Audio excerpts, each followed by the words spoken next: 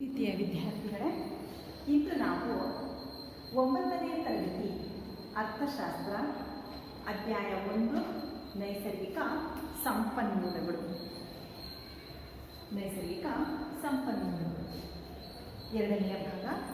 1ನೇ ಭಾಗದಲ್ಲಿ ನೈಸರ್ಗಿಕ ಸಂಪನ್ಮೂಲಗಳ ಅರ್ಥ, ನೈಸರ್ಗಿಕ ಸಂಪನ್ಮೂಲಗಳ ವಿಧಗಳು, ನೈಸರ್ಗಿಕ ಸಂಪನ್ಮೂಲಗಳ ಕೊರತೆಗೆ ಕಾರಣವಾದಂತಹ ಅಂಶಗಳು, ನೈಸರ್ಗಿಕ ಸಂಪನ್ಮೂಲಗಳ ಕೊರತೆಯನ್ನು ತಡೆಗಟ್ಟಲು ಅನುಸರಿಸಬೇಕಾದಂತಹ ಅಂಶಗಳು, ನೈಸರ್ಗಿಕ ಸಂಪನ್ಮೂಲಗಳ ಸಂರಕ್ಷಣೆ, 4 ಆರ್ ತಂತ್ರಗಳ ಮೂಲಕ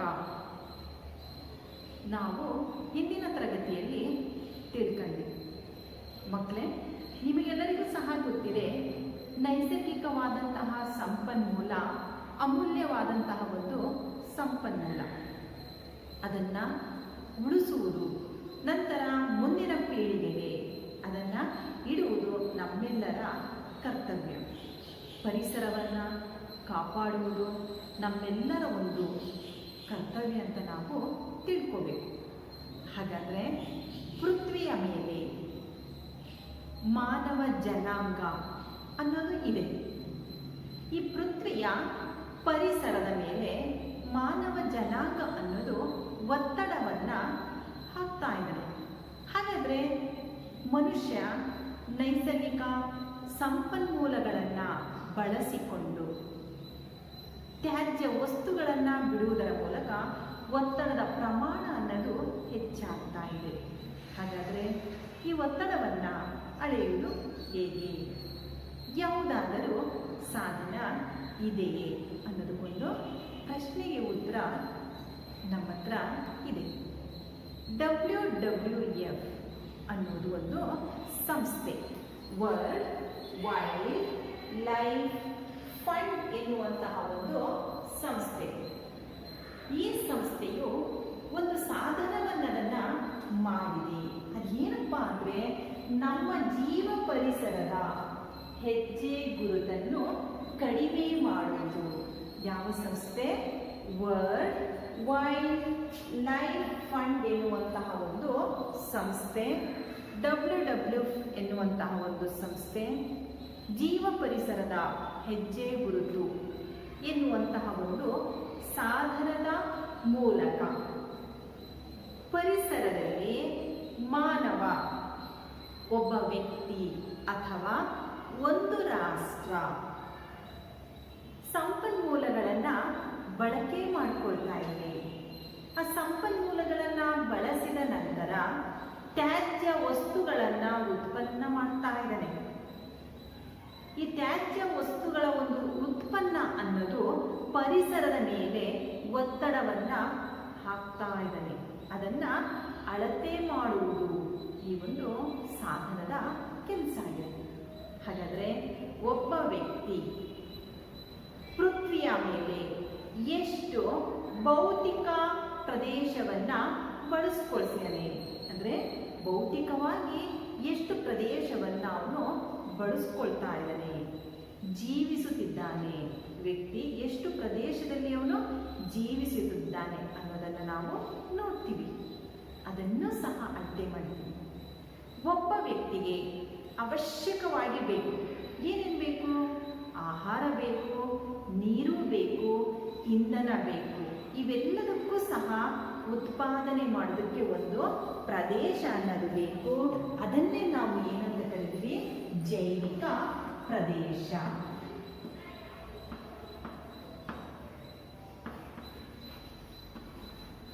ನೋಡಿ, ಜೈವಿಕ ಪ್ರದೇಶ ಅಂದರೆ ಒಬ್ಬ ವ್ಯಕ್ತಿಯು ತನಗೆ ಅವಶ್ಯಕವಾಗಿ ಏನೇನು ಬೇಕು? ಆಹಾರ ಬೇಕು, ನೀರು ಬೇಕು, ಬಟ್ಟೆ. ನೋಡಿ, ಇವೆಲ್ಲ ಉತ್ಪನ್ನ ಅನ್ನೋದನ್ನು ಉತ್ಪಾದನೆ ಮಾಡ್ಕೋಬೇಕು. ಇಂಧನ, ಉತ್ಪನ್ನ ಮಾಡ್ಕೋಬೇಕಾದ್ರೆ ಆತನಿಗೆ ಬೇಕಾಗಿದೆ ಏನು? ಪ್ರದೇಶ. ಅದನ್ನೇ ನಾವೇನು ಕರೆದ್ವಿ, ಜೈವಿಕ ಪ್ರದೇಶ. ಇನ್ನೊಮ್ಮೆ ಕೇಳಿ, ಒಬ್ಬ ವ್ಯಕ್ತಿಗೆ ಅವಶ್ಯವಿರುವಂತಹ ಆಹಾರ, ನೀರು, ಇಂಧನ, ಬಟ್ಟೆ ಇವೆಲ್ಲ ಉತ್ಪಾದನೆಗೆ ಆತನಿಗೆ ಏನು ಬೇಕು, ಜೈವಿಕವಾದಂತಹ ಒಂದು ಪ್ರದೇಶ ಬೇಕು. ಈ ವಸ್ತುಗಳನ್ನು ಆಹಾರ, ನೀರು, ಬಟ್ಟೆ, ಇಂಧನ ಎಲ್ಲ ಉತ್ಪನ್ನ ಮಾಡಬೇಕಾದ್ರೆ ಆತನಿಗೆ ಪ್ರದೇಶ ಬೇಕು. ಈ ಪ್ರದೇಶವನ್ನು ನಾವು ಜೈವಿಕ ಪ್ರದೇಶ ಅಂತ ಕರಿತೀವಿ. ಬಳಸಿದ ನಂತರ ಈ ನೈಸರ್ಗಿಕ ಸಂಪತ್ತನ್ನ ಬಳಸಿದ ನಂತರ ಆತ ತ್ಯಾಜ್ಯ ವಸ್ತುಗಳ ಉತ್ಪನ್ನನೂ ಸಹ ಮಾಡ್ತಾನೆ. ಈ ತ್ಯಾಜ್ಯ ವಸ್ತುಗಳ ಉತ್ಪನ್ನವನ್ನ ಹಾಕೋದಕ್ಕೆ, ಈ ತ್ಯಾಜ್ಯ ವಸ್ತುಗಳನ್ನ ಇಂಗಿಸುವುದಕ್ಕೆ ಆತನಿಗೆ ತ್ಯಾಜ್ಯ ಪ್ರದೇಶವನ್ನದನ್ನು ನಾವು ನೋಡ್ತೀವಿ. ಇದಕ್ಕೂ ಸಹ ಆತನಿಗೆ ಭೂಮಿ ಅನ್ನೋದು ಬೇಕು. ನೈಸರ್ಗಿಕ ಸಂಪತ್ತನ್ನ ಬಳಸೋದಕ್ಕೂ ಸಹ, ಉತ್ಪನ್ನ ಮಾಡೋದಕ್ಕೂ ಸಹ ಆತನಿಗೆ ಭೂಮಿ ಬೇಕು. ತ್ಯಾಜ್ಯ ವಸ್ತುಗಳನ್ನ ಇಂಗಿಸುವುದಕ್ಕೂ ಸಹ ಆತನಿಗೆ ಭೂಮಿ ಅನ್ನೋದು ಬೇಕು. ಇದನ್ನೇ ಪರಿಸರದ ಮೇಲೆ ಒತ್ತಡ ಹಾಕ್ತಾ ಇದ್ದಾನೆ.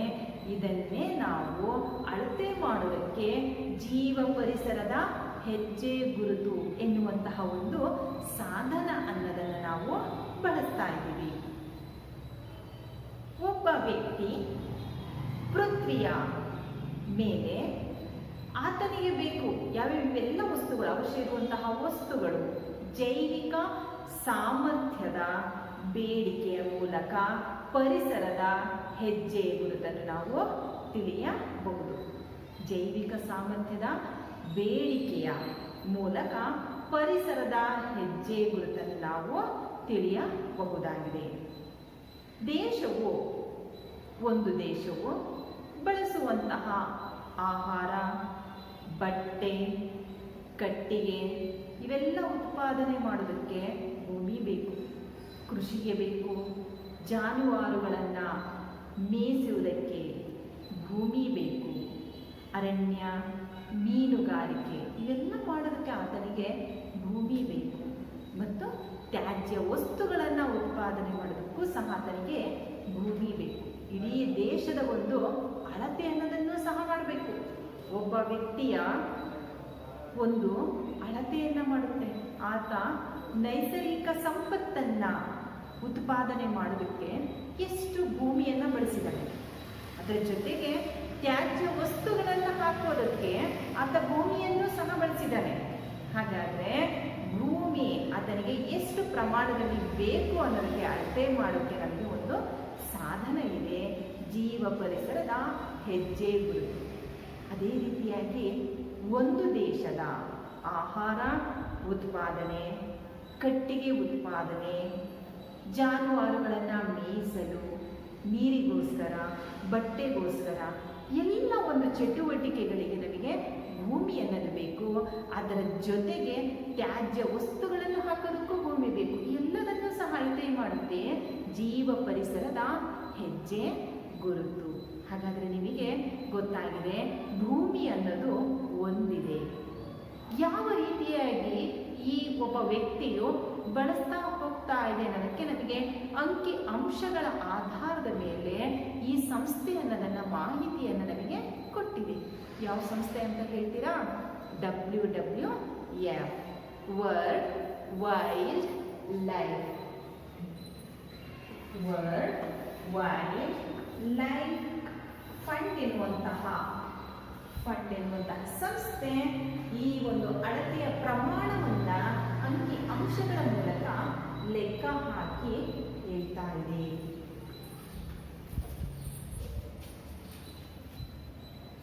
ವಿದ್ಯಾರ್ಥಿಗಳೇ, ಜೀವ ಪರಿಸರದ ಹೆಜ್ಜೆ ಗುರುತು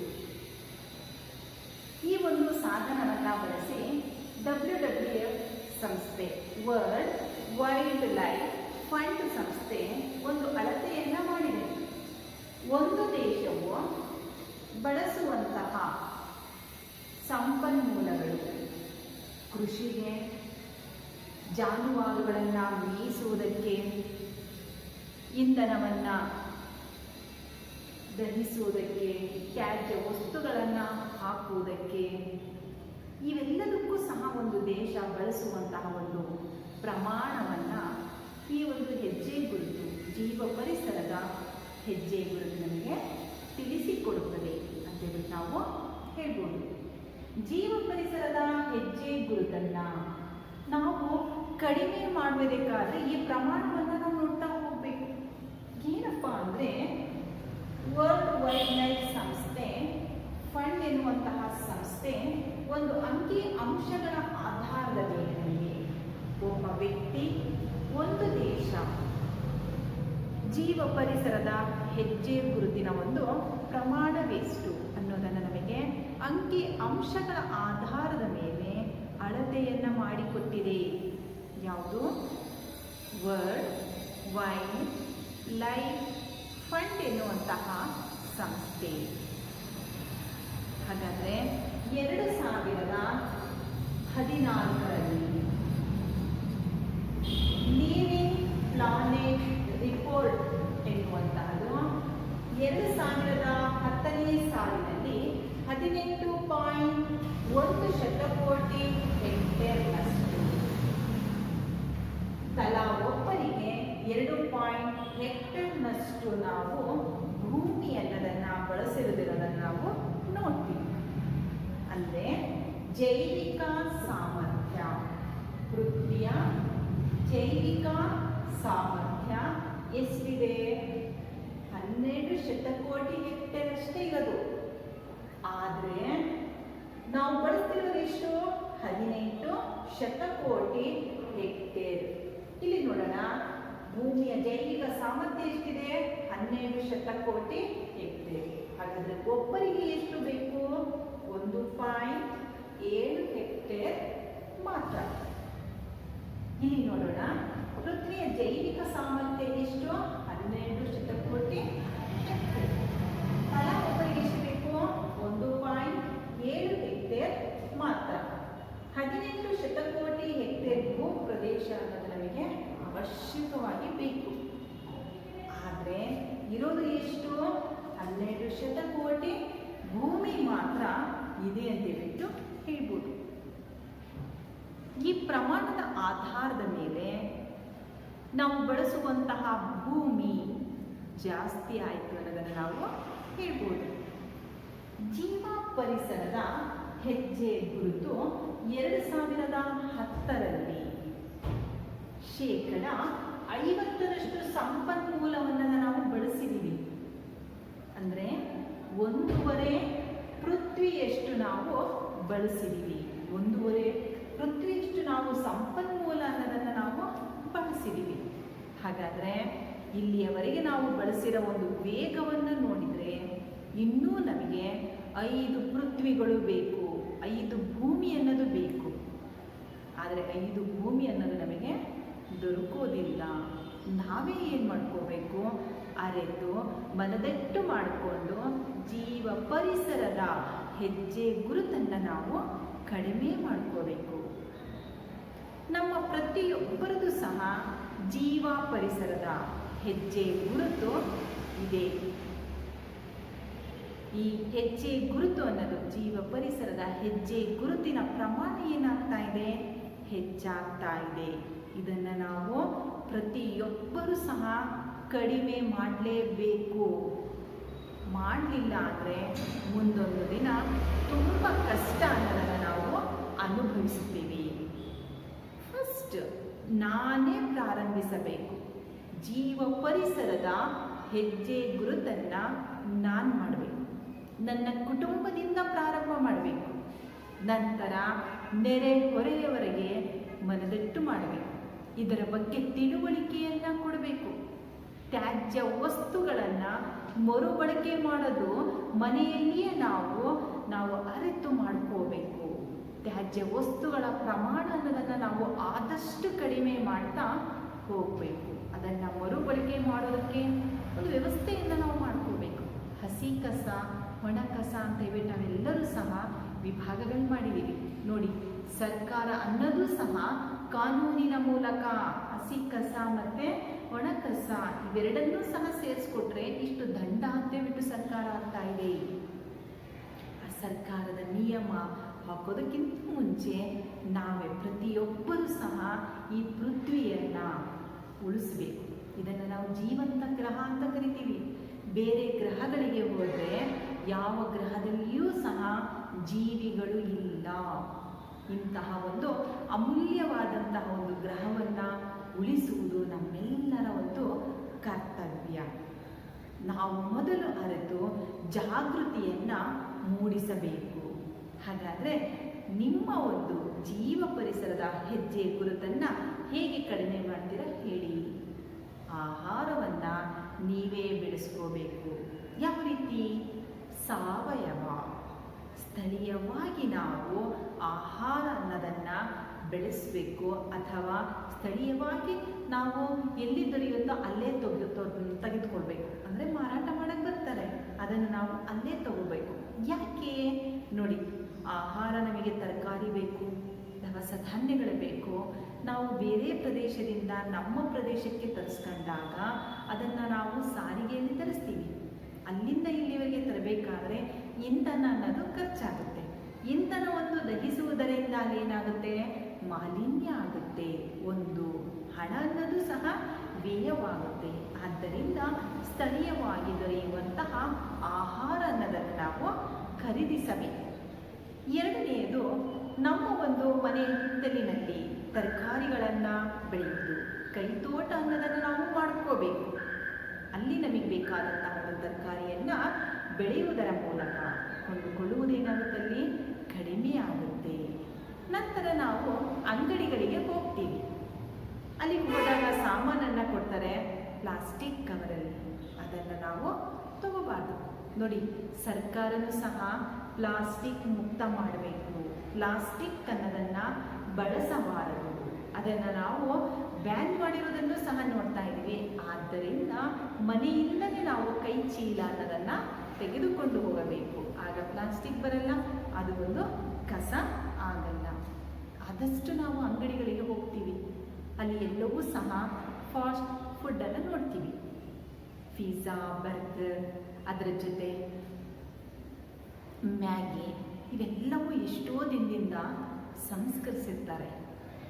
ಅಂದರೆ ಅದು ಕೊಳಿಬಾರ್ದು ಅಂತೇಳ್ಬಿಟ್ಟು ಅದರ ಮೇಲೆ ಕೆಮಿಕಲನ್ನು ಸಿಂಪಡಿಸ್ತಾರೆ. ಅದು ನಮ್ಮ ದೇಹಕ್ಕೆ ಹೋದರೆ ಹಾನಿಕಾರಕ. ಆದ್ದರಿಂದ ಸಂಸ್ಕರಿಸಿದಂತಹ ಆಹಾರ ಅನ್ನೋದನ್ನು ಆದಷ್ಟು ಕಡಿಮೆ ಮಾಡಬೇಕು. ನಾವು ಅದನ್ನು ಬಳಸಬಾರ್ದು. ಮನೆಯಲ್ಲಿಯೇ ನಾವು ಸ್ವಚ್ಛವಾಗಿ ನಂತರ ದೊರೆಯುವಂತಹ ತರಕಾರಿಗಳನ್ನು ಹಾಕಿ ದೇಹಕ್ಕೂ ಸಹ ಒಳ್ಳೆಯದು. ಇಂತಹ ಆಹಾರವನ್ನು ನಾವು ಮಾಡ್ಕೋಬೇಕು, ತಯಾರಿ ಮಾಡ್ಕೋಬೇಕು. ನಾವು ಅಂಗಡಿಗಳಲ್ಲಿ, ದೊಡ್ಡ ದೊಡ್ಡ ಮಾಲ್ಗಳಲ್ಲಿ, ಮೋರ್ನಲ್ಲಿ ಹಣ್ಣಿನ ರಸ ಸಿಗುತ್ತೆ ನೋಡಿ. ಅದು ಎಷ್ಟು ದಿನ ಆಗಿರುತ್ತೋ ಅದನ್ನು ಏನು ಮಾಡಿರ್ತೀವಿ, ನಾವು ತಂದು ಕುಡಿತೀವಿ. ಅದು ಕೊಳಿಬಾರ್ದು ಅಂತೇಳ್ಬಿಟ್ಟು ಅದರ ಮೇಲೆ ಒಂದು ಸಿಂಪಡಣೆ ಆಗಿರುತ್ತೆ, ರಾಸಾಯನಿಕ ವಸ್ತುಗಳನ್ನು ಹಾಕಿರ್ತಾರೆ. ಅದನ್ನು ಬಳಸಿದಾಗ ನಮ್ಮ ದೇಹಕ್ಕೆ ಹಾನಿಕಾರಕ. ಅದರ ಬದಲು ಹಣ್ಣು ತನ್ನಿ, ಮನೆಯಲ್ಲಿಯೇ ನೀವು ಮಾಡಿ ಕುಡಿಯಿರಿ. ಜ್ಯೂಸನ್ನು ಮಾಡ್ಕೊಂಡು ಕುಡೀರಿ, ಇಲ್ಲ ಹಣ್ಣನ್ನು ತಂದು ಹಣ್ಣನ್ನು ತಿನ್ನಿ. ಅದು ಎಷ್ಟು ನಿಮಗೆ ಉಪಯೋಗ ಆಗುತ್ತೆ. ಆದಷ್ಟು ನೀವು ಮಾಂಸ, ಡೈರಿಯ ಒಂದು ಆಹಾರವನ್ನು ನೀವು ಕಡಿಮೆ ಬಳಕೆ ಮಾಡಬೇಕು. ಈ ರೀತಿಯಾಗಿ ಮನೆಯಲ್ಲಿಯೇ ನೀವು ಆದಷ್ಟು ಆಹಾರವನ್ನು ತಯಾರಿಸ್ತಾ ಹೋದರೆ ಇಲ್ಲಿ ನಮ್ಮ ಆಹಾರದ ಒಂದು ಜೀವನ ಶೈಲಿ ಏನಾಗುತ್ತೆ, ಬದಲಾಗುತ್ತೆ. ನಾವು ನೋಡ್ತೀವಿ, ಆಹಾರ ಅನಿವಾರ್ಯ ಇದ್ದಾಗ ಕೆಲವು ಸಂದರ್ಭದಲ್ಲಿ ಹೊರಗಡೆ ಊಟ ಮಾಡೋಣ. ಆದಷ್ಟು ಮನೆಯಲ್ಲಿಯೇ ನಾವು ಮಾಡಿಕೊಂಡು ಊಟ ಮಾಡಿದರೆ ನಮಗೆ ತೃಪ್ತಿ, ಆರೋಗ್ಯನೂ ಸಹ ಚೆನ್ನಾಗಿರುತ್ತೆ. ಹಾಗಾದರೆ ಇಲ್ಲಿ ಒಂದು ನಮ್ಮ ಹೆಜ್ಜೆ ಸ್ವಲ್ಪ ನಮ್ಮ ಮುಂದಕ್ಕೆ ಹೋದ್ವಿ ಅನ್ನಂಗೆ ಆಯಿತು. ಎರಡನೆಯದು ಇಂಧನ, ವಿದ್ಯುತ್ ಶಕ್ತಿ. ನಮಗೆ ಅವಶ್ಯವಿದ್ದಾಗ ಮಾತ್ರ ಇಂಧನ ಅನ್ನೋದನ್ನು, ಲೈಟ್ ಅನ್ನೋದನ್ನು, ವಿದ್ಯುತ್ ದೀಪ ಅನ್ನೋದನ್ನು ಹಾಕ್ಕೊಳ್ಳೋಣ. ಅವಶ್ಯವಿಲ್ಲದಾಗ ವಿದ್ಯುತ್ ದೀಪವನ್ನು ನಾವೇನು ಮಾಡಬೇಕು, ಆರಿಸಬೇಕು. ಅಲ್ಲಿ ನಮಗೇನಾಯಿತು, ಇಂಧನ ಅನ್ನೋದು ಉಳಿತಾಯ ಆಯಿತು. ಇಲ್ಲಿ ನೋಡಿ, ಫ್ಯಾನ್ ಉರಿತಾನೆ ಇರುತ್ತೆ, ಲೈಟ್ ಉರಿತಾನೆ ಇರ್ತವೆ, ನಾವು ಬೇರೆ ಕೆಲಸದಲ್ಲಿ ತೊಡಗಿರ್ತೀವಿ. ಆಗ ನಾವು ಅವಶ್ಯಕತೆ ಇಲ್ಲದಿದ್ದಾಗ ಅದನ್ನು ನಾವೇನು ಮಾಡಬೇಕು, ಆಫ್ ಮಾಡಬೇಕು. ಆ ದೀಪವನ್ನು ಆರಿಸಬೇಕು. ನಂತರ ಏರ್ ಕಂಡೀಷ್ನರ್, ಹೀಟರ್ಗಳನ್ನು ನಾವು ನೋಡ್ತೀವಿ. ಅದನ್ನು ಸಹ ನಾವು ಆದಷ್ಟು ಕಡಿಮೆ ಬಳಸೋದನ್ನು ನಾವು ನೋಡಬೇಕು. ಮನೆಯಲ್ಲಿ ತಂಪಾಗಿರೋದಕ್ಕೆ ಎ ಸಿಯನ್ನು ಹಾಕಿರ್ತೀವಿ. ಕಾರಲ್ಲೂ ಸಹ ನಾವು ಎ ಸಿಯನ್ನು ಬಳಸ್ತೀವಿ ತಂಪಾಗಿರೋದಕ್ಕೆ. ಅಲ್ಲಿ ನಾವು ಬೇಕಾದಾಗ ಮಾತ್ರ ಹಾಕ್ಕೊಳ್ಳೋಣ, ನಾವು ಇಲ್ದಾಗ ಅದನ್ನು ಆಫ್ ಮಾಡೋಣ, ಅದನ್ನು ಆರಿಸೋಣ. ಅದು ಹಾಕಿದಾಗ ಕಿಟಕಿ ಬಾಗಿಲುಗಳನ್ನು ನಾವು ಆದಷ್ಟು ಬಂದು ಮಾಡೋಣ. ಅದೇ ರೀತಿಯಾಗಿ ಪಾತ್ರೆ ಬಟ್ಟೆ ತೊಳೆಯುವಂತಹ ಒಂದು ವಾಷಿಂಗ್ ಮಿಷಿನ್ ಅನ್ನೋದು ಬಂದಿದೆ. ಇವಾಗ ವಾಶ್ ಮಾಡುವಂತಹ ಒಂದು ಮಿಷಿನ್ ಬಂದಿದೆ.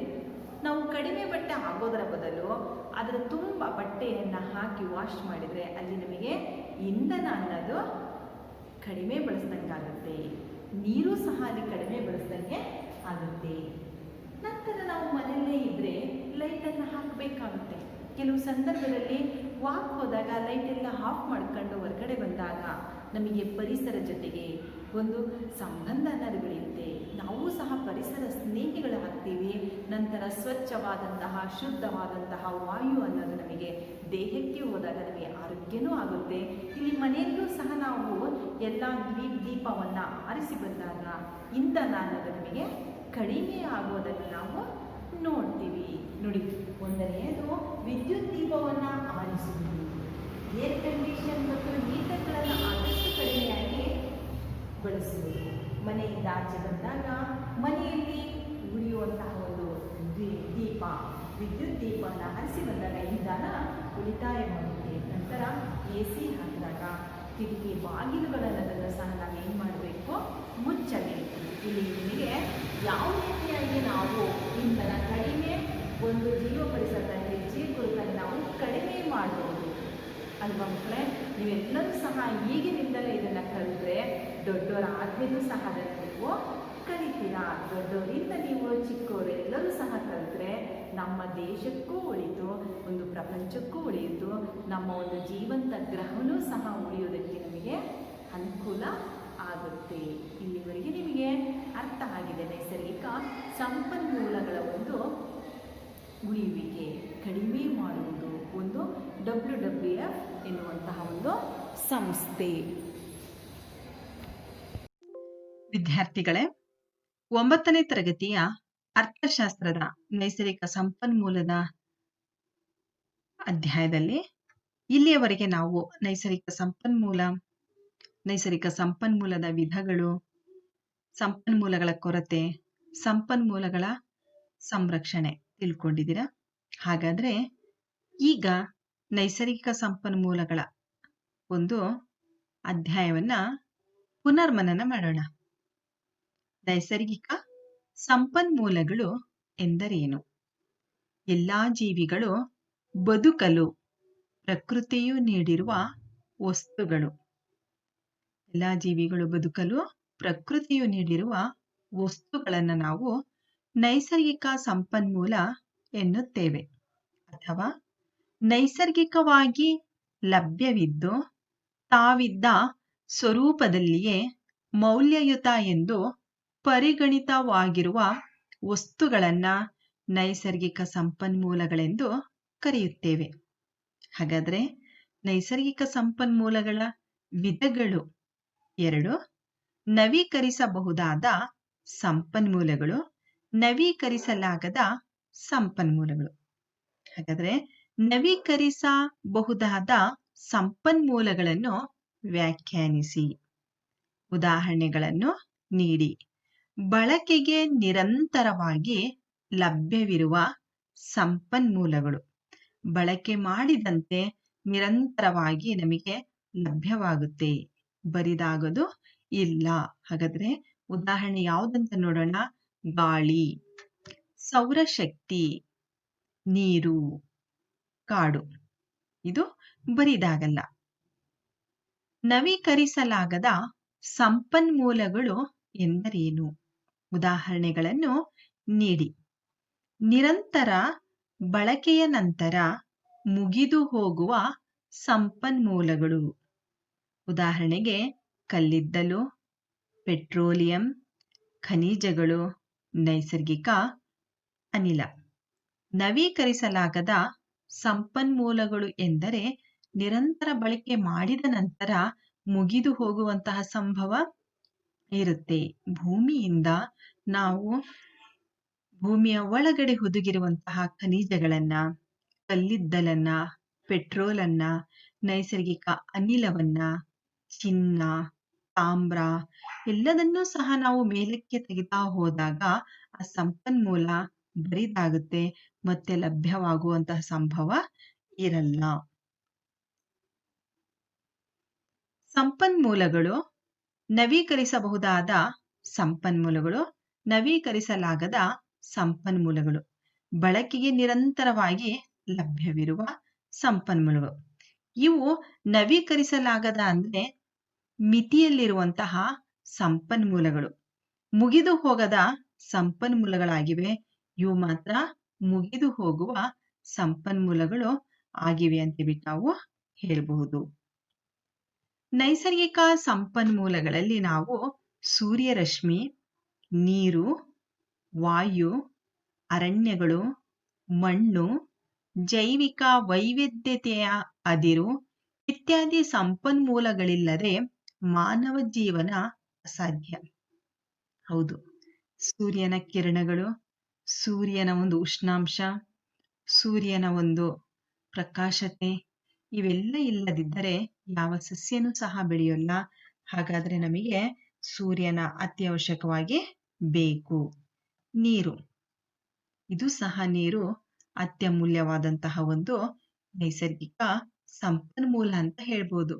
ವಾಯು, ವಾಯುವಿಲ್ಲದಿದ್ರೆ ಮನುಷ್ಯ ಬದುಕುವುದೇ ಇಲ್ಲ. ಅರಣ್ಯಗಳು, ಮಣ್ಣು, ಮಣ್ಣಿನಿಂದ ಆಹಾರ ಅನ್ನೋದು ನಮಗೆ ಪಡಿತೀವಿ. ಆಹಾರಕ್ಕೋಸ್ಕರ ನಮಗೆ ಮಣ್ಣು ಫಲವತ್ತಾಗಿರಬೇಕು. ಜೈವಿಕ ವೈವಿಧ್ಯತೆಯ ಅದಿರುಗಳು, ನಮಗೆ ಗೃಹ ಉಪಯೋಗಕ್ಕೆ, ಆರ್ಥಿಕ ಎಲ್ಲ ಚಟುವಟಿಕೆಗಳಿಗೂ ಅದಿರುಗಳು ಬೇಕೇ ಬೇಕು. ಹಾಗಾದ್ರೆ ಇವೆಲ್ಲ ಇಲ್ಲದಿದ್ದರೆ ಮಾನವನ ಜೀವನ ಅಸಾಧ್ಯ. ಆದರೆ 700 ಕೋಟಿಗೂ ಹೆಚ್ಚು ಜನಸಂಖ್ಯೆ ಬೆಳೆದಿದ್ದರಿಂದ ಎಲ್ಲಾ ಜನರ ಅವಶ್ಯಕತೆಗಳನ್ನ ಪೂರೈಸಲು ದುಸ್ತರವಾಗುತ್ತೆ, ಕಷ್ಟವಾಗುತ್ತೆ ಅಂತ ಹೇಳ್ಬಹುದು. ಸಂಪನ್ಮೂಲಗಳನ್ನ ಇದೇ ರೀತಿಯಾಗಿ ಬಳಸ್ತಾ ಹೋದ್ರೆ ಸಂಪನ್ಮೂಲಗಳು ಕೊರತೆಯಾಗುತ್ತೆ. ಹಾಗಾದ್ರೆ ಸಂಪನ್ಮೂಲಗಳ ಕೊರತೆಗೆ ಕಾರಣಗಳು ಯಾವುವು?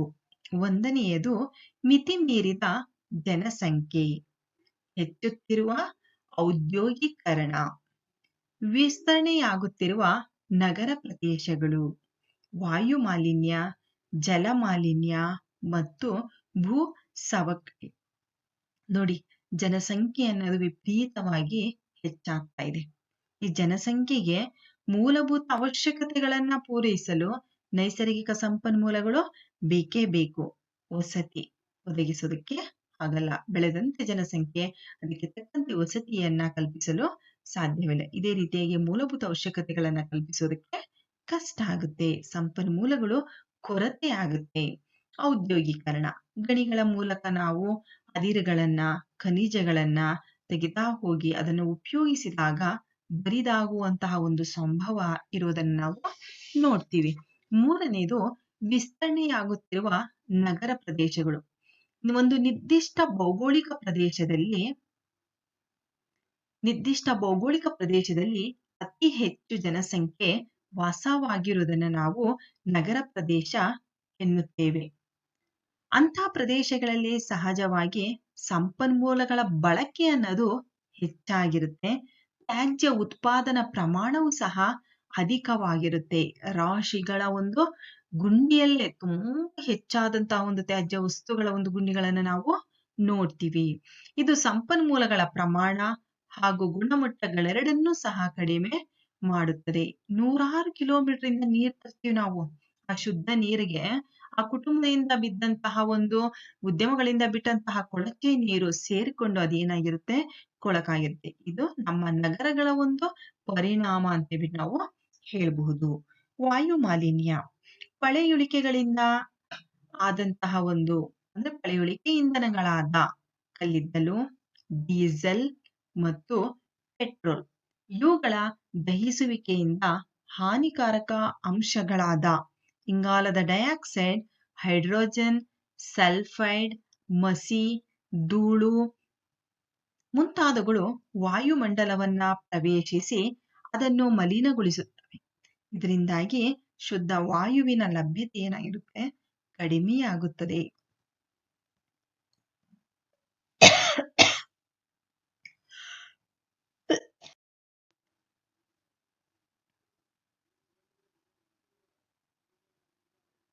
ಜಲಮಾಲಿನ್ಯ ಮತ್ತು ಭೂಸವಕಳಿ. 5ನೇದು, ಮಾನವರ ಕುಟುಂಬಗಳಿಂದ, ಆಸ್ಪತ್ರೆಗಳಿಂದ, ಉದ್ಯಮಗಳಿಂದ ಎಲ್ಲದೂ ಸಹ ತ್ಯಾಜ್ಯ ವಸ್ತುಗಳು ಬಯಲಿನಲ್ಲಿ ಬಂದು ಹಾಕುವುದರಿಂದ ಅಲ್ಲಿನ ಭೂಮಿ, ನೀರಿನ ಉಪಯುಕ್ತತೆ ಕಡಿಮೆಯಾಗುತ್ತದೆ. ಇವುಗಳ ಕಾರಣದಿಂದಾಗಿ ಭೂಮಿಯ ಫಲವತ್ತತೆ ನಶಿಸಿ ಉತ್ಪಾದನೆಯು ನಷ್ಟವಾಗುತ್ತದೆ. ಹಾಗಾದ್ರೆ ಇಲ್ಲಿಯವರೆಗೆ ನಾವು ಸಂಪನ್ಮೂಲಗಳ ಕೊರತೆಗೆ ಕಾರಣಗಳನ್ನ ನಾವು ತಿಳ್ಕೊಂಡ್ವಿ. ಸಂಪನ್ಮೂಲಗಳ ಕೊರತೆಗೆ ಕಾರಣ ಇಲ್ಲಿ ನೋಡಿ, ಮಿತಿ ಮೀರಿದ ಜನಸಂಖ್ಯೆ, ನಗರೀಕರಣ, ಅಗಾಧವಾದಂತಹ ಅರಣ್ಯಗಳನ್ನ, ಭೂಮಿಗಳನ್ನ ಬಳಸಿದಾಗ ಅದರ ಜೊತೆಗೆ ಅಲ್ಲಿ ಆ ಒಂದು ನಗರಗಳಿಂದ ಬರುವಂತಹ ತ್ಯಾಜ್ಯ ವಸ್ತುಗಳು ಸಹ ಹೊರಗಡೆ ಬರುತ್ತೆ. ಆ ತ್ಯಾಜ್ಯ ವಸ್ತುಗಳು ಬಿದ್ದಿರುವಂತಹ ಜಮೀನು ಸಹ ನಮಗೆ ಜಾಸ್ತಿ ಉಪಯೋಗ ಆಗುತ್ತೆ. ಸಂಪನ್ಮೂಲಗಳ ಕೊರತೆಗೆ ಕಾರಣಗಳು ವಿಸ್ತರಣೆಯಾಗುತ್ತಿರುವಂತಹ ನಗರ ಪ್ರದೇಶಗಳು, ಅಧಿಕ ಸಂಪನ್ಮೂಲಗಳ ಬಳಕೆಯ ಜೊತೆಗೆ ತ್ಯಾಜ್ಯಗಳ ಉತ್ಪಾದನೆಯೂ ಸಹ ಹೆಚ್ಚಾಗಿ ಕೊಳಚೆ ಪ್ರದೇಶಗಳು ನಿರ್ಮಾಣವಾಗುತ್ತೆ. ವಾಯು ಮಾಲಿನ್ಯ, ಇಂಧನ ಬಳಕೆಗಳು ಅಧಿಕ ದಹಿಸುವಿಕೆಯಿಂದ ಇಂಗಾಲದ ಡೈಆಕ್ಸೈಡ್, ಹೈಡ್ರೋಜನ್ ಸಲ್ಫೈಡ್, ಮಸಿ, ಧೂಳುಗಳು ವಾಯುಮಂಡಲವನ್ನ ಸೇರ್ತಾ ಇದೆ. ಇಲ್ಲಿ ನೋಡಿ, ವಾಯುಮಂಡಲವನ್ನ ಇದು ಸೇರ್ತಾ ಇದೆ. ಸಂಪನ್ಮೂಲಗಳ ಕೊರತೆಯನ್ನು ನಾವು ತಡೆಗಟ್ಟಬಹುದು. ಆ ತಡೆಗಟ್ಟುವಂತಹ ಕ್ರಮಗಳು ಏನಂದ್ರೆ, ಸಂಪನ್ಮೂಲಗಳ ಹೊಸ ಮೂಲಗಳ ಪರಿಶೋಧನೆ ಮತ್ತು ಆವಿಷ್ಕಾರ. ಹೊಸದನ್ನ ನಾವು ಕಂಡಿಡ್ತಾ ಹೋಗ್ಬೇಕು, ಶೋಧನೆ ಮಾಡ್ಬೇಕು, ಆವಿಷ್ಕಾರವನ್ನ ಮಾಡ್ತಾ ಹೋಗ್ಬೇಕು. ಪರ್ಯಾಯ ಮತ್ತು ಬದಲಿ ವಸ್ತುಗಳ ಒಂದು ಆವಿಷ್ಕಾರ. ಒಂದು ವಸ್ತುವಿಗೆ ಬದಲಿಯಾಗಿ ಇನ್ನೊಂದು ವಸ್ತುವನ್ನ ನಾವು ಉಪಯೋಗಿಸಬೇಕು. ಸಂಪನ್ಮೂಲಗಳ ಬಳಕೆಯ ದಕ್ಷತೆ ಹೆಚ್ಚಿಸುವುದು. ಅಪಬಳಕೆ ಮತ್ತು ಮಾಲಿನ್ಯ ನಿಯಂತ್ರಣಕ್ಕೆ ಸರ್ಕಾರದ ನಿಯಮಗಳು ಪಾಲನೆಯಾಗಬೇಕು. ಜನರಲ್ಲಿ ಪರಿಸರದ ಬಗ್ಗೆ, ನೈಸರ್ಗಿಕ ಸಂಪನ್ಮೂಲಗಳ ಬಗ್ಗೆ ಜಾಗೃತಿ ಅನ್ನೋದನ್ನ ಸಹ ನಾವು ಮೂಡಿಸ್ಬೇಕು. ನೋಡಿ, ಅಪಬಳಕೆ ಮತ್ತು ಮಾಲಿನ್ಯ ನಿಯಂತ್ರಣಕ್ಕೆ ಸರ್ಕಾರ ನಿಯಮಗಳನ್ನ ಮಾಡ್ಕೋಬೇಕು. ಯಾರಾದ್ರೂ ಹೆಚ್ಚಿನದಾಗಿ ಅಪಬಳಕೆ ಮಾಡ್ಕೊಳ್ತಾ ಇದ್ರೆ, ಪರಿಸರವನ್ನ ಮಾಲಿನ್ಯ ಮಾಡ್ತಾ ಇದ್ರೆ, ಅವರ ಬಗ್ಗೆ ನಾವು ಕಾನೂನಿನ ಒಂದು ಕಠಿಣ ಕ್ರಮಗಳನ್ನ ಕೈಗೊಳ್ಳೋದ್ರ ಮೂಲಕ ಅದನ್ನು ನಾವು ತಡೆಗಟ್ಟಬೇಕು. ನೋಡಿ, ಸಂಪನ್ಮೂಲಗಳ ಬಳಕೆಯನ್ನ, ಒಂದು ದಕ್ಷತೆಯನ್ನ ಹೆಚ್ಚಿಸಬೇಕು. ಯಾವ ರೀತಿಯಾಗಿ ದಕ್ಷತೆಯನ್ನು ಹೆಚ್ಚಿಸಬೇಕಂದ್ರೆ, 2 ಸ್ಟ್ರೋಕ್ ಎಂಜಿನ್ಗಳಿಗೆ ಹೋಲಿಸಿದರೆ 4 ಸ್ಟ್ರೋಕ್ ಎಂಜಿನ್ಗಳು ಕಡಿಮೆ ತೈಲ ಇಂಧನವನ್ನ ಬಳಸುತ್ತೆ. ಈ ರೀತಿಯಾಗಿ ನಾವು 4 ಸ್ಟ್ರೋಕ್ ಇಂಜಿನ್ಗಳನ್ನ ನಾವು ಬಳಸಬೇಕು. ಜನರಲ್ಲಿ ಜಾಗೃತಿಯನ್ನ ಮೂಡಿಸಬೇಕು. ನಿತ್ಯದ ಚಟುವಟಿಕೆಗಳಲ್ಲಿ ಸಂಪನ್ಮೂಲಗಳನ್ನ ರಕ್ಷಣೆ ಮಾಡಬೇಕು. ಮಾಲಿನ್ಯ ಕಡಿಮೆಗೊಳಿಸುವಂತಹ ಕ್ರಮಗಳನ್ನ ಅಳವಡಿಸಿಕೊಳ್ಳಲು ಜನರಲ್ಲಿ ಜಾಗೃತಿಯನ್ನ ಮೂಡಿಸಬೇಕು. ಎಲ್ಲರೂ ಸಹ ಅರಣ್ಯೀಕರಣ ಅಥವಾ ಅರಣ್ಯಗಳನ್ನ ಬೆಳೆಸುವುದರ ಮೂಲಕ ಪರಿಸರವನ್ನ ಕಾಪಾಡ್ಕೊಳ್ಕೋಬೇಕು ಅನ್ನೋದನ್ನ ನಾವು ಮೂಡಿಸ್ಬೇಕು. ಅನೇಕ ಕಾರ್ಯಕ್ರಮಗಳನ್ನ ಹಮ್ಮಿಕೊಳ್ಳುವುದರ ಮೂಲಕ ಜೂನ್ ತಿಂಗಳಲ್ಲಿ ಪರಿಸರ, ಅರಣ್ಯ, ವನ ಮಹೋತ್ಸವವನ್ನ ಆಚರಣೆ ಮಾಡುವುದರ ಮೂಲಕ ನಾವು ಮರಗಿಡಗಳಿಗೆ ಪೋಷಣೆಯನ್ನ ಮಾಡುವಂತಹ ಕಾರ್ಯವನ್ನ ಮಾಡಬೇಕು. ನೋಡಿ, ನೈಸರ್ಗಿಕ ಸಂಪನ್ಮೂಲಗಳನ್ನ ಸಂರಕ್ಷಣೆ ಯಾವ ರೀತಿಯಾಗಿ ನಾವು ಮಾಡಬಹುದು ಅಂದ್ರೆ, 4 4ಗಳ ಮೂಲಕ ನಾವು ನೈಸರ್ಗಿಕ ಸಂಪನ್ಮೂಲಗಳನ್ನ ಸಂರಕ್ಷಣೆ ಮಾಡಬಹುದು. Refuse, reduce, recharge, regenerate. Reduce ಅಂದ್ರೆ ಸಂಪನ್ಮೂಲಗಳ ಬಳಕೆಯನ್ನ ಕಡಿಮೆ ಮಾಡುವುದು.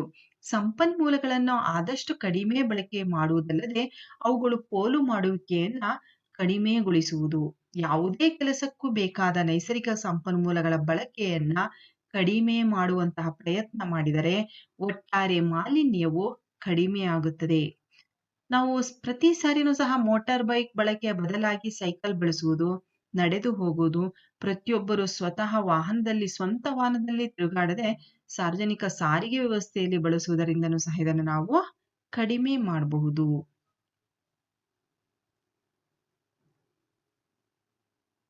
ರೀಯೂಸ್, ಸಂಪನ್ಮೂಲಗಳ ಮರುಬಳಕೆ ಮಾಡುವುದು. ಸರಳ, ತುಂಬಾ ಪರಿಣಾಮಕಾರಿಯಾದಂತಹ ಒಂದು ಮಾರ್ಗ.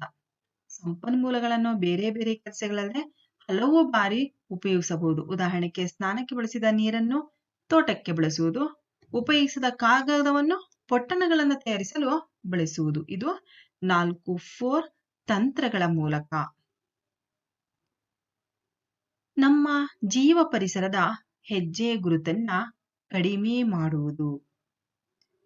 ವರ್ಲ್ಡ್ ವೈಲ್ಡ್ ಲೈಫ್ ಫಂಡ್ ಸಂಸ್ಥೆಯು ಈ ಒಂದು ಜೀವ ಪರಿಸರದ ಹೆಜ್ಜೆ ಗುರುತನ್ನ ಯಾವ ರೀತಿಯಾಗಿ ಕಡಿಮೆ ಮಾಡಬಹುದು ಅನ್ನುವಂತಹದಕ್ಕೆ ಒಂದು ಸಾಧನವನ್ನ ಸಿದ್ಧಪಡಿಸಿದೆ.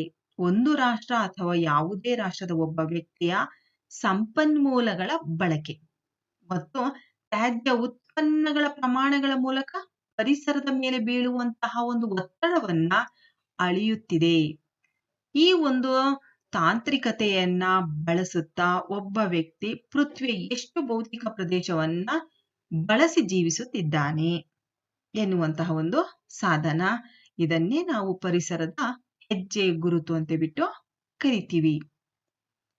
ಒಬ್ಬ ವ್ಯಕ್ತಿಗೆ ಅವಶ್ಯವಿರುವಂತಹ ಆಹಾರ, ನೀರು, ಇಂಧನ, ಬಟ್ಟೆ ಹಾಗೂ ಕಟ್ಟಡ ನಿರ್ಮಾಣ ಸಾಮಗ್ರಿಗಳನ್ನು ಉತ್ಪಾದಿಸುವ ಜೈವಿಕ ಪ್ರದೇಶವಲ್ಲದೆ ಆ ವ್ಯಕ್ತಿಯು ಸೃಷ್ಟಿಸುವ ತ್ಯಾಜ್ಯಗಳನ್ನ ಹಿಂಗಿಸಿಕೊಳ್ಳಲು ಬೇಕಾಗಿರುವ ಪ್ರದೇಶವೇ ಆಗಿದೆ. ಇದನ್ನೇ ನಾವು WWF ಸಂಸ್ಥೆಯು ಜೀವ ಪರಿಸರದ ಹೆಜ್ಜೆ ಗುರುತು ಎಂಬ ಸಾಧನವನ್ನ ನೀಡುವುದರ ಮೂಲಕ ನಾವು ಈ ಒಂದು ಜಮೀನಿನ ಉಪಯೋಗ ಮಾಡುವಂತಹ ಜಮೀನಿನ ಪ್ರಮಾಣವನ್ನು ನಮಗೆ ವ್ಯಾಖ್ಯಾನಿಸಿದೆ.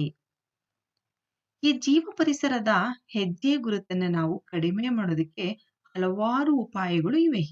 ಒಂದನೆಯದು ಸಾವಯವವಾಗಿ ನಾವು ಬೆಳೆದ ಆಹಾರವನ್ನ ಕರಗಿಸಬೇಕು ಅಥವಾ ಕೈತೋಟವನ್ನ ಬೆಳೆಸುವುದರ ಮೂಲಕ ಆಹಾರ ಸಾಗಾಟದಿಂದ ಆಗುವ ಮಾಲಿನ್ಯ, ರಸಗೊಬ್ಬರ ಬಳಕೆ, ಪೊಟ್ಟಣಗಳು ಅವಶ್ಯಕತೆಗಳನ್ನ ಕಡಿಮೆ ಮಾಡಬಹುದಲ್ಲದೆ ನಿಮಗೆ ತಾಜಾ ತರಕಾರಿಗಳು ಲಭ್ಯವಾಗುತ್ತೆ.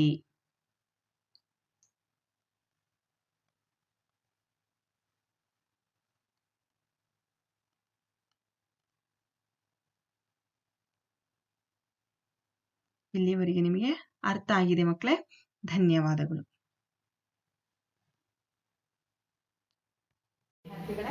ನೈಸರ್ಗಿಕ ಸಂಪನ್ಮೂಲಗಳಲ್ಲಿ ಪರಿಸರದ ಹೆಜ್ಜೆ ಗುರುತು ಎನ್ನುವಂತಹ ಒಂದು ನಾವು ಕಲಿಕಾ ಅಂಶದಲ್ಲಿ ಈ ಒಂದು ಪರಿಸರದ ಹೆಜ್ಜೆ ಗುರುತನ್ನು ಯಾವ ರೀತಿಯಾಗಿ ಕಡಿಮೆ ಮಾಡಬಹುದು ಅಂದರೆ, ಒಂದು ಆಹಾರ ಆಯಿತು, ಇನ್ನೊಂದು ಇಂಧನ ಆಯಿತು, ಈಗ ಸಾರಿಗೆ.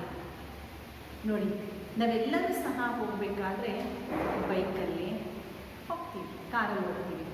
ಸ್ವಲ್ಪ ದೂರ ನಡ್ಕೊಂಡು ಹೋದರೆ ಏನಾಗ್ಬೋದು?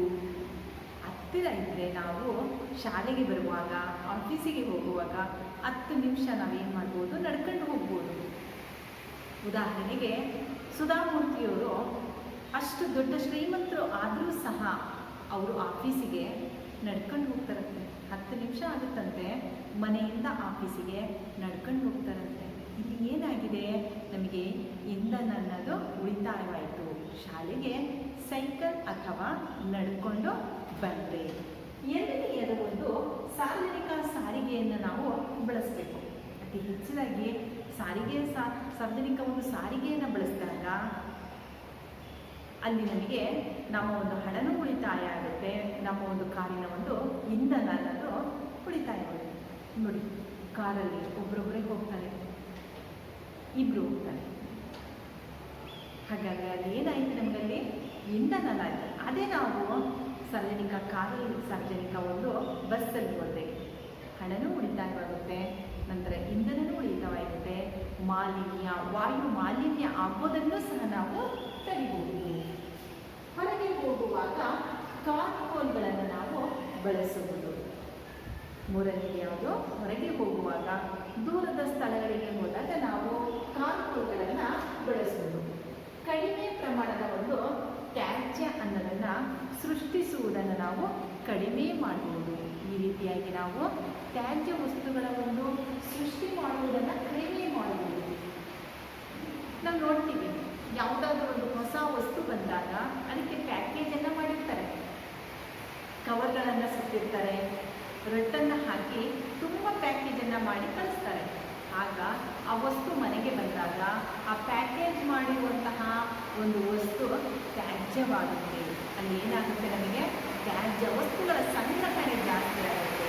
ಆದಷ್ಟು ಕಡಿಮೆ ಪ್ಯಾಕೇಜ್ ಮಾಡಿರುವಂತಹ ವಸ್ತುಗಳನ್ನು ನಾವು ಖರೀದಿಸಬೇಕು.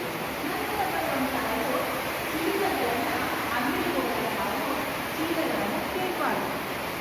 ನಾವೇ ಸ್ವತಃ ಬಟ್ಟೆಯ ಒಂದು ಕೈ ಚೀಲವನ್ನು ತೆಗೆದುಕೊಂಡು ಹೋಗಿ ತರಬೇಕು. ಅಂಗಡಿಗಳಲ್ಲಿ ಹೋಗಿ ನಾವು ಚೀಲಗಳನ್ನು ಕೇಳಿದಾಗ ಅಲ್ಲಿ ಕಸ ಏನಾಗುತ್ತೆ, ಜಾಸ್ತಿ ಆಗುತ್ತೆ. ಪುನರ್ಬಳಕೆ ಮಾಡುವುದು ಅಥವಾ ಉಪಯೋಗಿಸುವುದು.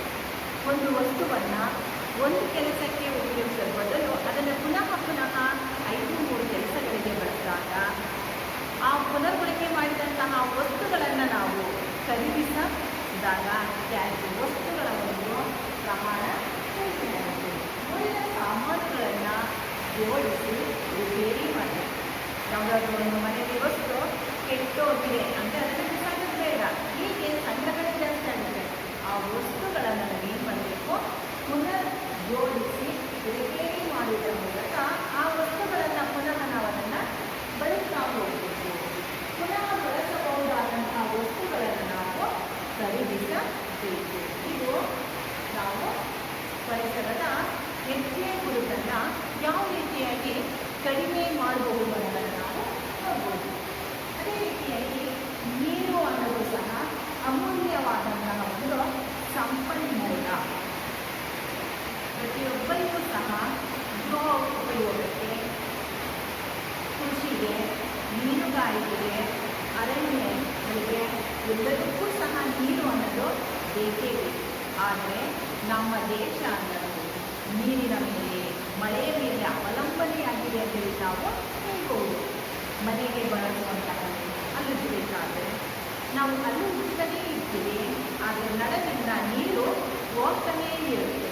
ಅದನ್ನು ನಾವೇನು ಮಾಡಬೇಕು, ನಳವನ್ನು ಬಂದ್ ಮಾಡಿ ಅಲ್ಲಿ ಉಜ್ಜಿದ ನಂತರ ಮತ್ತೆ ನಾವು ಕಳ್ಕೋಬೇಕು. ಅಲ್ಲಿ ನೀರು ಅನ್ನೋದೇನಾಗುತ್ತೆ, ಪೋಲಾಗೋದು ತಡೆಯುತ್ತೆ. ನಂತರ ಚರಂಡಿಗಳಲ್ಲಿ ವಿಷಕಾರಕ ವಸ್ತುಗಳನ್ನು ಎಸೆಯೋದನ್ನು ನಾವು ಬಿಡಬೇಕು. ಚರಂಡಿಗಳಲ್ಲಿ ಇಡ್ಲೆ, ನಂತರ ಕತ್ತರಿ, ಸೂಜಿ ಇಂತಹ ವಸ್ತುಗಳನ್ನು, ಬಾಟಲ್ಗಳನ್ನು ಎಸೆಯೋದನ್ನು ನಾವು ಕಡಿಮೆ ಮಾಡಬೇಕು. ನಂತರ ಈ ಒಂದು ಶೌಚಾಲಯ ಟ್ಯಾಂಕ್ಗಳಲ್ಲಿ ಫ್ಲಶ್ ಅಂತ ಕರಿತೀವಿ, ಅಲ್ಲಿ ಒಂದು ಇಟ್ಟಿಗೆ ಚೂರನ್ನು ಇಟ್ಟರೆ ಜಾಸ್ತಿ ನೀರು ಹರಿದು ಬರೋದೇನಾಗುತ್ತೆ, ಕಡಿಮೆ ಆಗುತ್ತೆ. ಎಷ್ಟು ಬೇಕೋ ಅಷ್ಟು ನೀರನ್ನು ನಾವು ತೆಗೆದುಕೊಳ್ಳೋದನ್ನು ನೋಡ್ತೀವಿ. ಅದೇ ರೀತಿಯಾಗಿ ಭಾರತೀಯ ಶೌಚಾಲಯಗಳನ್ನು ನಾವು ಬಳಸಬೇಕು. ನಾವೇನು ಮಾಡ್ತಾ ಇದ್ದೀವಿ ಇವಾಗ, ಪಾಶ್ಚಿಮಾತ್ಯ ಶೌಚಾಲಯಗಳನ್ನು ಬಳಸಿದಾಗ ಒಬ್ಬರು ಶೌಚಾಲಯ ಬಳಸಿದ ನಂತರ ಅದಕ್ಕೆ ಒಂದು ಕೊಡದಷ್ಟು ನೀರು ಹಾಕಬೇಕು. ಅದು ತಪ್ಪಿಸೋದಕ್ಕೋಸ್ಕರ ಭಾರತೀಯ ಒಂದು ಶೈಲಿಯ ಶೌಚಾಲಯಗಳನ್ನು ಬಳಸ್ತಾ ಹೋಗಬೇಕು. ನೀರು ಅನ್ನೋದಕ್ಕೆ ಕಡಿಮೆ ಆಗುತ್ತೆ. ನಂತರ ಈ ಶೌಚಾಲಯಗಳಲ್ಲೂ ಸಹ ನಾವು ನೀರನ್ನು ಉಳಿಸಬಹುದು. ಈ ರೀತಿಯಾಗಿ ನಾವು ನೀರಿನ ಉಳಿತಾಯ ಅನ್ನೋದನ್ನು ಯಾವ ರೀತಿಯಾಗಿ ಮಾಡಬಹುದು ಅನ್ನೋದನ್ನು ನಾವು ನೋಡ್ತೀವಿ. ಈಗ ಮನೆಯಲ್ಲಿಯೇ ಬಾಟಲ್ ಇರುತ್ತೆ, ಹಾಲಿನ ಕವರ್ ಇರುತ್ತೆ, ಅದನ್ನು ಮರುಬಳಕೆ ಮಾಡ್ಬೋದು. ಗಾಜಿನ ಬಾಟಲ್, ಕಬ್ಬಿಣದ ತುತ್ತಳಿಗಳನ್ನು ಇಲ್ಲಂತಹ ಒಂದು ವಸ್ತುಗಳು ಅದನ್ನು ಪುನಃ ಪುನರ್ಬಳಕೆ ಮಾಡೋದನ್ನು ನಾವು ನೋಡ್ತಾ ಇದ್ದೀವಿ. ಕಸದಿಂದ ರಸ ಮಾಡುವಂತಹ ಒಂದು ಕೆಲಸವನ್ನು ಪ್ರತಿಯೊಬ್ಬರೂ ಸಹ ಮಾಡ್ಕೋಬೇಕು. ಹಾಗಾದರೆ ನಂತರ ಬರುವಂತಹ ಒಂದು ಅಂಶ ಯಾವುದು ಅಂದರೆ ಸಮುದಾಯದಲ್ಲಿರುವಂತಹ ಜನರಿಗೆ ತಿಳುವಳಿಕೆಯನ್ನು ಕೊಡಬೇಕು, ಮಾಹಿತಿಯನ್ನು ಕೊಡಬೇಕು. ನಮ್ಮ ಒಂದು ಜೀವ ಪರಿಸರದ ಹೆಜ್ಜೆ ಗುರುತು ಅನ್ನೋದು ಹೆಚ್ಚಾಗ್ತಾ ಇದೆ. ಆದಷ್ಟು ನಾವೇನು ಮಾಡಬೇಕು, ಕಡಿಮೆ ಮಾಡಬೇಕು ಅಂತ ಬಿಟ್ಟು ಮಾಹಿತಿಯನ್ನು ಕೊಡ್ತಾ ಹೋಗಬೇಕು. ಸ್ಥಳೀಯವಾಗಿ ಜಲಮೂಲಗಳು, ಜಲವನ್ನು ಶುದ್ಧೀಕರಿಸುವಂತಹ ಸಂಸ್ಥೆಗಳಿದ್ದರೆ ನಾವೆಲ್ಲರೂ ಯಾರಾದರೂ ಅವರು ಸದಸ್ಯರಾಗಬೇಕು. ಅದರಲ್ಲೂ ಸಹ ನಾವು ಸೇವೆಗಳನ್ನು ಮಾಡುವುದರ ಮೂಲಕ ಆ ನೀರನ್ನು ಪುನರ್ಬಳಕೆಯನ್ನು ಮಾಡುವುದನ್ನು ತಿಳ್ಕೊಂಡು ಬೇರೆಯವರಿಗೂ ಸಹ ಆ ಒಂದು ನಾವು ಕ್ರಮವನ್ನು ತಿಳಿಸ್ತಾ ಹೋಗಬೇಕು. ಅಂದರೆ ಜಲವನ್ನು ಯಾವ ರೀತಿಯಾಗಿ ನಾವು ಉಳಿಸ್ಬೋದು ಅನ್ನೋದನ್ನು ನಾವು ತಿಳಿಸ್ಬೇಕು. ಹಾಗಾದರೆ ಮಕ್ಕಳೇ, ನೀವೆಲ್ಲರೂ ಸಹ ಶಾಲೆಗೆ ಬಂದಿದ್ದೀರಾ. ಶಾಲೆಯಲ್ಲಿ ಇಂಧನ, ನೀರು ನಾವು ಬಳಸ್ತಾ ಇದ್ದೀವಿ. ಹಾಗಾದರೆ ಎಷ್ಟು ಬಳಸಿದ್ದೀವಿ ಅನ್ನೋದನ್ನು ನೀವು ಆಡಿಟ್ ಮಾಡೋಕ್ಕಾಗುತ್ತಾ? ನಾವು ತಿಂಗಳಿಗೆ ಎಷ್ಟು ನೀರನ್ನು ಖರ್ಚು ಮಾಡಿದ್ದೀವಿ, ಇಷ್ಟು ಜನ ಮಕ್ಕಳು, ಈ ಒಂದು ಶಾಲೆ ಎಷ್ಟು ಜಾಗದಲ್ಲಿ ಇದೆ, ನಮ್ಮ ಶಾಲೆಗೆ ಬರುವಂತಹ ಒಂದು ಆಹಾರಕ್ಕೆ ಎಷ್ಟು ಆಹಾರ ಧಾನ್ಯಗಳು ಬರುತ್ತೆ ಅನ್ನೋದನ್ನು ನಾವೆಲ್ಲ ಲೆಕ್ಕ ಹಾಕುವುದು. ನಾವು ಭೌತಿಕವಾದಂತಹ ಒಂದು ಪ್ರದೇಶ, ನಾವು ಬಳಸುವಂತಹ ಒಂದು ಪ್ರದೇಶದಲ್ಲಿ ನಾವು ಯಾವ ವಸ್ತುಗಳನ್ನು ಬಳಸ್ತಾ ಇದ್ದೀವಿ, ಇಂಧನ ಎಷ್ಟಾಗುತ್ತೆ, ನೀರು ಎಷ್ಟಾಗುತ್ತೆ, ಎಲ್ಲದನ್ನೂ ಸಹ ನಾವು ಆಡಿಟ್ ಮಾಡುವುದರ ಮೂಲಕ ಹಣವನ್ನು ಯಾವ ರೀತಿಯಾಗಿ ಉಳಿಸಬಹುದು ಅನ್ನೋದನ್ನು ನಾವು ಮಾಡಬಹುದು. ಅದೇ ರೀತಿಯಾಗಿ ನಮ್ಮ ಒಂದು ಮನೆಯಲ್ಲೂ ಸಹ ಎಷ್ಟು ಜಾಗದಲ್ಲಿ ನಾವು ವಾಸ ಮಾಡ್ತಾ ಇದ್ದೀವಿ, ಎಷ್ಟು ತಿಂಗಳಿಗೆ ನಾವು ಆಹಾರವನ್ನು, ತರಕಾರಿಯನ್ನು, ವಿದ್ಯುತ್ತನ್ನು ಬಳಸ್ತಾ ಇದ್ದೀವಿ, ಬೈಕ್ಗಳಿಗೆ ಪೆಟ್ರೋಲ್ ಅನ್ನೋದು ಎಷ್ಟು ಖರ್ಚಾಗ್ತಾ ಇದೆ, ಕರೆಂಟ್ ಎಷ್ಟು ಹೋಗ್ತಾ ಇದೆ, ಎಲ್ಲದನ್ನೂ ಸಹ ನಾವು ಆಡಿಟ್ ಮಾಡುವುದರ ಮೂಲಕ, ಲೆಕ್ಕವನ್ನು ಹಾಕುವುದರ ಮೂಲಕ ಜೀವ ಪರಿಸರದ ಹೆಜ್ಜೆ ಗುರುತನ್ನು ನಾವು ಕಡಿಮೆ ಮಾಡಬಹುದು, ಉಳಿತಾಯ ಮಾಡಬಹುದು ಅನ್ನೋದನ್ನು ನಾವು ಹೇಳ್ಬೋದು. ಶಾಲೆಯ ಹೆಜ್ಜೆ ಗುರುತನ್ನು ಲೆಕ್ಕ ಹಾಕಲು ಯತ್ನಿಸಬೇಕು. ಪ್ರತಿಯೊಬ್ಬರೂ ಸಹ ಇದನ್ನು ಮಾಡ್ತಾ ಹೋದರೆ ಇಲ್ಲಿ ನಮಗೆ ಒಂದು ಪರಿಸರಕ್ಕೂ ಒಂದು ಲಾಭವಾಗುತ್ತೆ, ನಮಗೂ ಸಹ ಲಾಭ ಆಗುತ್ತೆ ಅನ್ನೋದನ್ನು ನಾನು ಹೇಳಲು ಬಯಸ್ತೀನಿ. ಹಾಗಾದರೆ ಮಕ್ಕಳೇ, ಇಲ್ಲಿಯವರೆಗೆ ನೀವು ಇದನ್ನು ತಿಳ್ಕೊಂಡ್ರೆ ಈಗ ಮನೆಗೆಲಸ, ಗೃಹ ಕಾರ್ಯ, ಈ ಒಂದು ಪ್ರಶ್ನೆಗಳಿಗೆ ಉತ್ತರವನ್ನು ನೀವು ಬರ್ಕೊಂಡು ಬನ್ನಿ. ಹಾಗಾದರೆ ಆ ಪ್ರಶ್ನೆಗಳು ನೀವು ಬರ್ಕೊಳ್ತೀರಾ?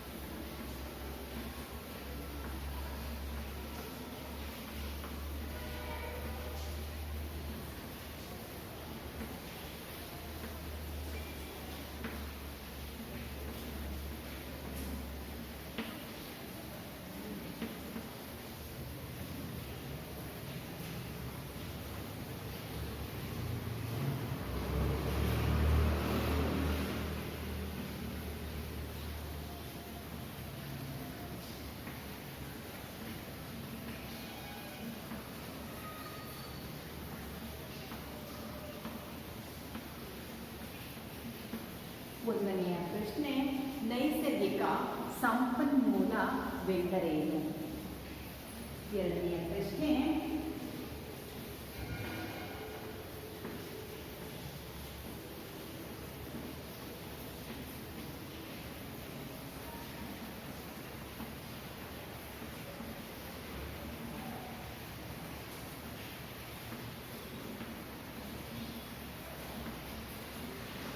ಜೈವಿಕ ಸಂಪನ್ಮೂಲಗಳಿಗೆ ಉದಾಹರಣೆಯನ್ನು ಕೊಡಿ.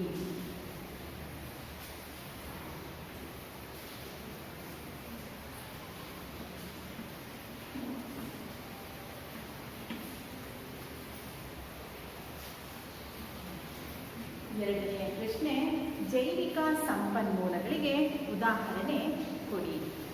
ನಂತರ ಬರುವಂತಹದ್ದು ನೈಸರ್ಗಿಕ ಸಂರಕ್ಷಣೆ.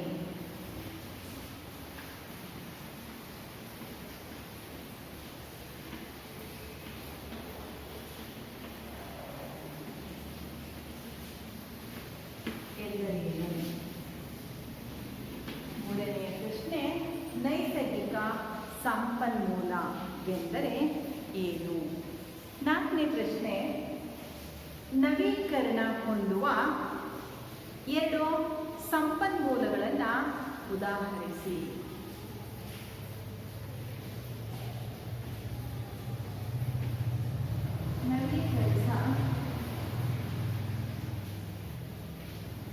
ನವೀಕರಿಸಬಹುದಾದ ಎರಡು ಸಂಪನ್ಮೂಲಗಳನ್ನು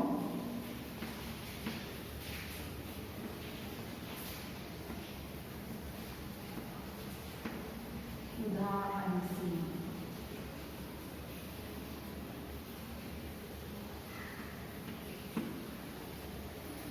ನಂತರ ಐದನೆಯ ಪ್ರಶ್ನೆ, 4R ತಂತ್ರ ಎಂದರೇನು? ಸಂಕ್ಷಿಪ್ತವಾಗಿ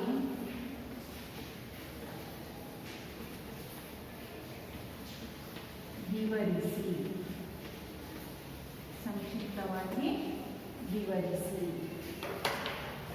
ಒಂದನೆಯದು, ನೈಸರ್ಗಿಕ ಸಂಪನ್ಮೂಲ ಎಂದರೇನು? ಜೈವಿಕ ಸಂಪನ್ಮೂಲಗಳಿಗೆ ಎರಡು ಉದಾಹರಣೆಯನ್ನು ಕೊಡಿ. ನೈಸರ್ಗಿಕ ಸಂರಕ್ಷಣೆ ಎಂದರೇನು? ನವೀಕರಿಸಬಹುದಾದ ಎರಡು ಸಂಪನ್ಮೂಲಗಳನ್ನು ಉದಾಹರಿಸಿ. 4R ತಂತ್ರ ಎಂದರೇನು? ಸಂಕ್ಷಿಪ್ತವಾಗಿ ವಿವರಿಸಿ. ಈ ಪ್ರಶ್ನೆಗಳಿಗೆ ನೀವು ಉತ್ತರವನ್ನು ಬರೆದುಕೊಂಡು ಬಂದು ನಿಮ್ಮ ಶಾಲಾ ಶಿಕ್ಷಕರಿಗೆ ತೋರಿಸಿ. ಹಾಗಾದರೆ ಇಲ್ಲಿಯವರೆಗೆ ನಿಮಗೆ ನೈಸರ್ಗಿಕ ಸಂಪನ್ಮೂಲದ ಬಗ್ಗೆ ಅರ್ಥ ಆಗಿದೆ ಅಂತ ತಿಳ್ಕೊಳ್ಳಿ ಮಕ್ಕಳೇ. ಧನ್ಯವಾದಗಳು.